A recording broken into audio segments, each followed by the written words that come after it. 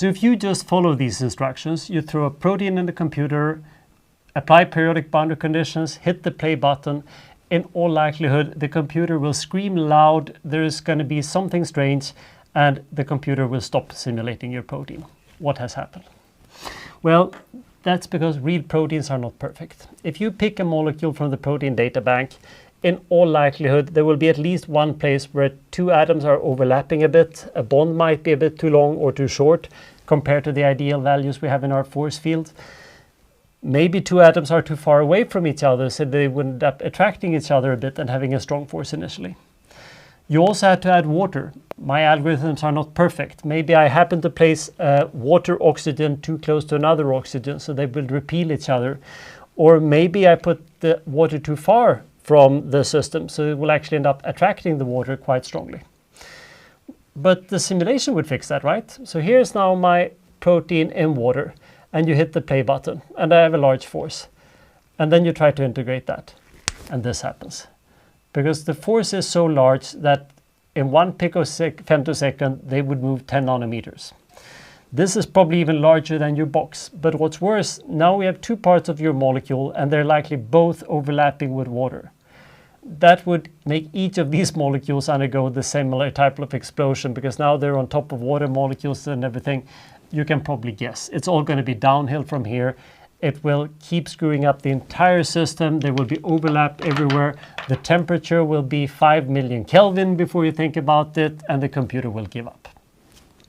All this happened because you started with a system that was very, very far away from equilibrium. Don't do that. So how do we not do that? It's going to be a very simple method called energy minimization.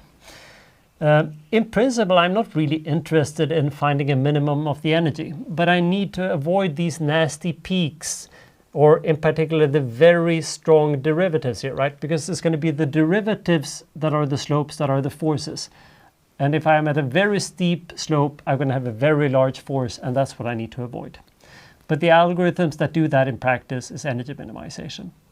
The most common one we're going to use is actually called steepest descent. And what that means is that if my atom here starts, I calculate the gradient of the potential, which is the same as the force. And then I check what is the direction in which I'm going downhill quickly. And then I take a step in that direction for every single atom of the 100,000 or so in the system.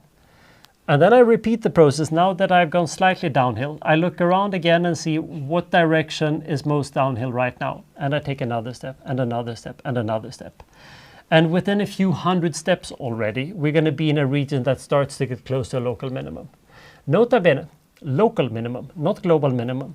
But I don't care, because my point here was not to find the global minimum. My point was to avoid very large derivatives in the forces. Let me show you that for a real protein, but the motions here are going to be much smaller than you think, which is also an indication that there are tons of local minima here. So when I hit the button, when I count to 3, you're going to start the minimization. 1, 2, 3, and there we go. Super exciting. You might be able to see some atoms moving. That blue sheet popped a little bit there. It was mostly the program choosing to draw it in a different way. The atoms didn't really move that much. Just to give you a feeling for this, I'm going to jump back to the starting state now. And then you can see it again. So the complete energy minimization here did not even move the atoms more than a tiny fraction of an angstrom. We do that at the start of each simulation, not to get an energy minimum, but again, to get rid of the bad derivatives.